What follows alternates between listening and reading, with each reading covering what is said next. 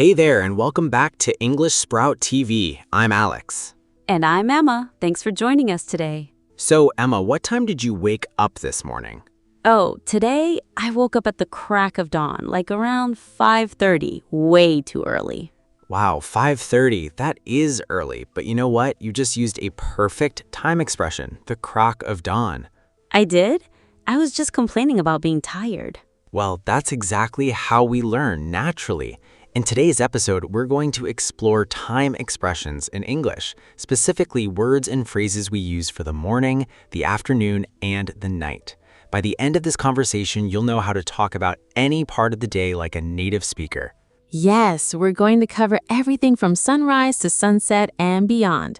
We'll look at common collocations, those are words that naturally go together, prepositions like at, in, and on, and some really useful idioms you can start using right away. And before we dive in, here's a quick tip. Grab a notebook or just open the Notes app on your phone. We're going to say a lot of phrases, and you'll want to write down the ones that match your daily life. Great idea. Okay, Alex, let's start with the morning. I feel like there are so many different ways to talk about the morning, and it's not just morning. You're absolutely right. So let's imagine the very beginning of the day, before the sun comes up, when it's still dark outside. We call that the early hours or the small hours. For example, I woke up in the small hours because I heard a noise. The small hours. That sounds a little poetic. It does. Then, as the sun starts to appear, we say sunrise or dawn. Now, dawn is both a noun and a concept. You can say, I prefer to study at dawn, or you can use it in the idiom you used earlier, at the crack of dawn. Right, at the crack of dawn. That means really, really early. Exactly. It's probably around 5 or 6 a.m., depending on the season. Then we move into daybreak. That's the moment when the day officially breaks through the darkness. The birds start singing at daybreak. I like that one. Daybreak. It feels hopeful. It really does. Now, once the sun is up and people are starting their routines, we enter the early morning. This is roughly from about 6 a.m. to 9 a.m. You might say, I prefer to exercise in the early morning before work. Okay, so early morning is 6 to 9. What about after that?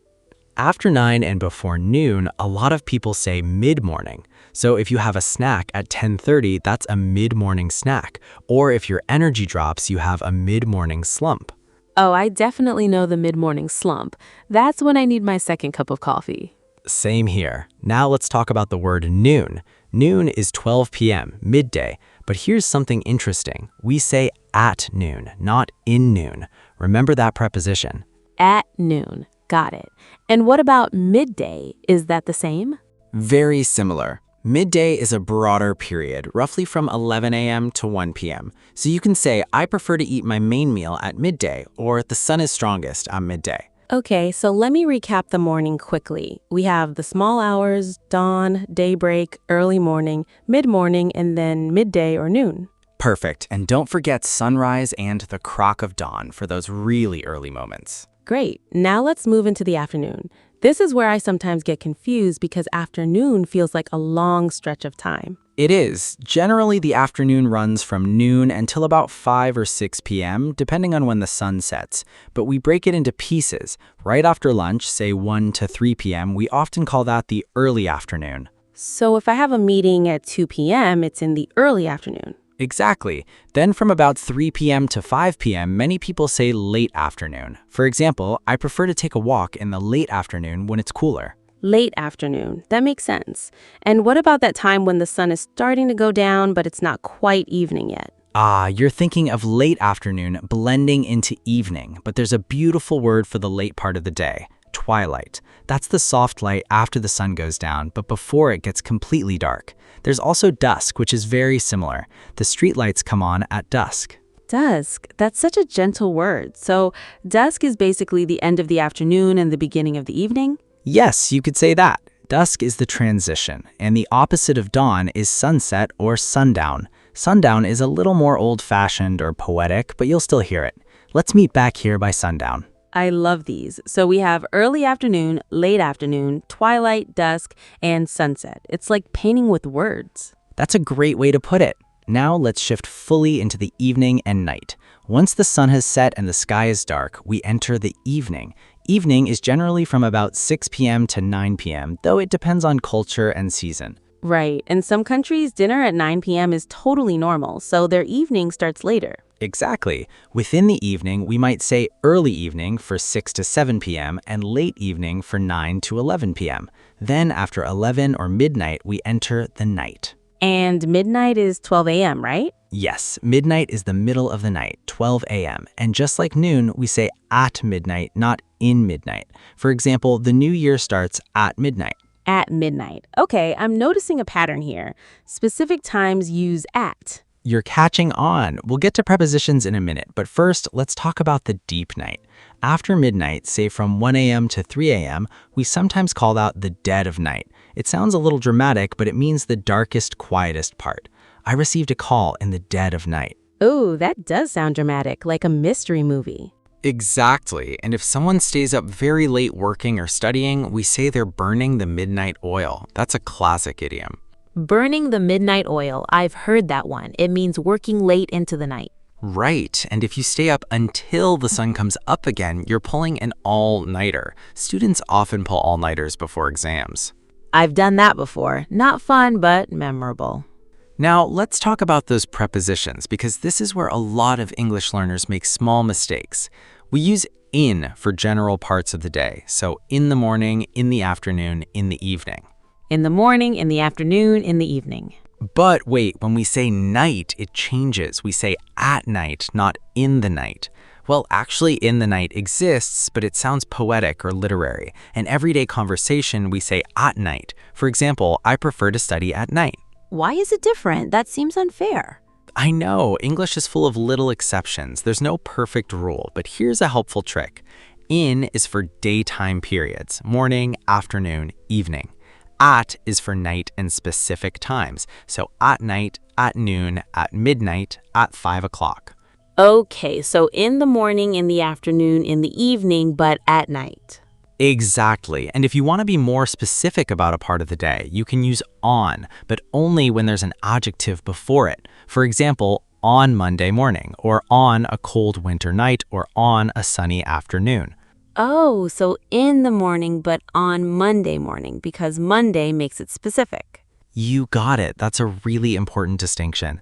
Another thing, when we talk about routines, we often use the plural. I work out in the mornings. That means every morning. It's my habit.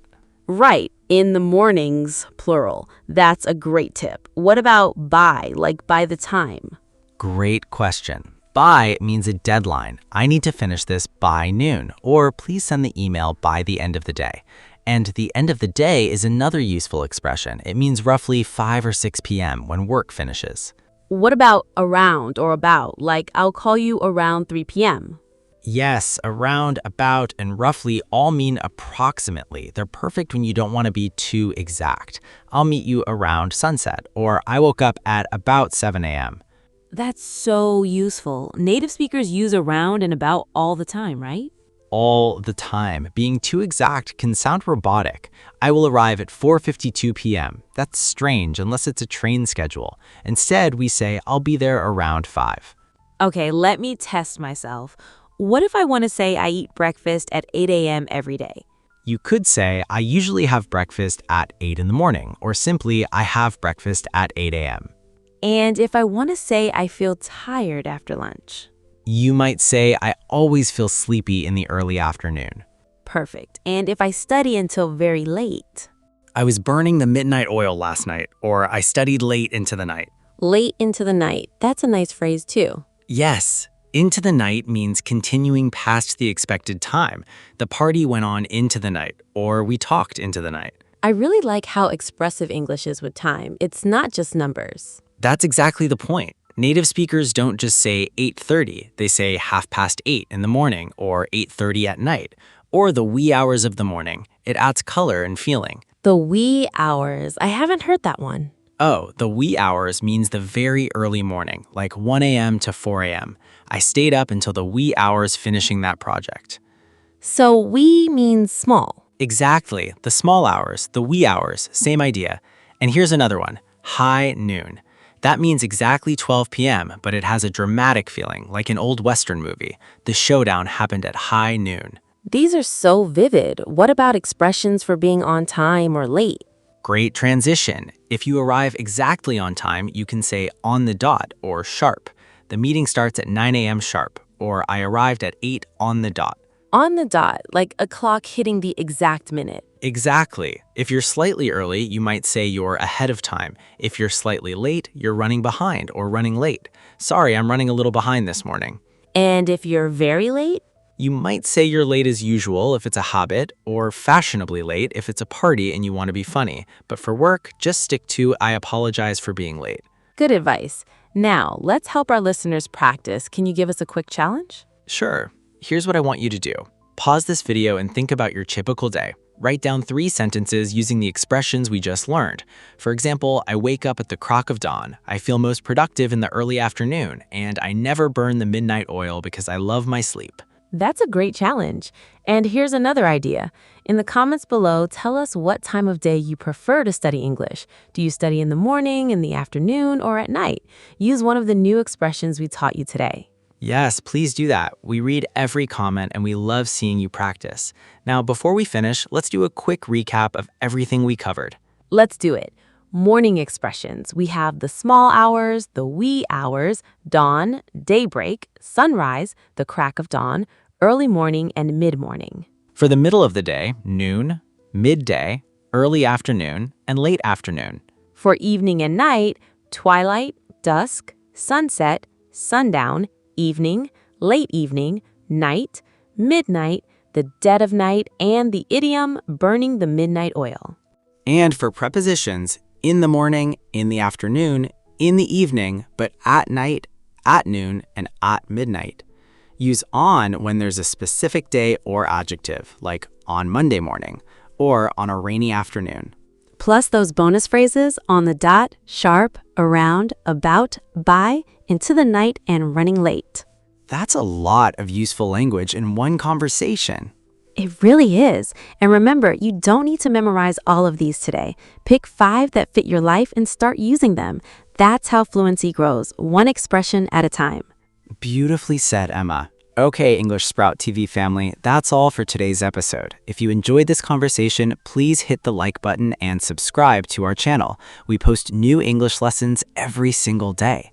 And don't forget to turn on the notification bell so you never miss an episode. If you want the full transcript of this lesson and a free vocabulary list, visit our website at EnglishSproutTV.com. The link is in the description below.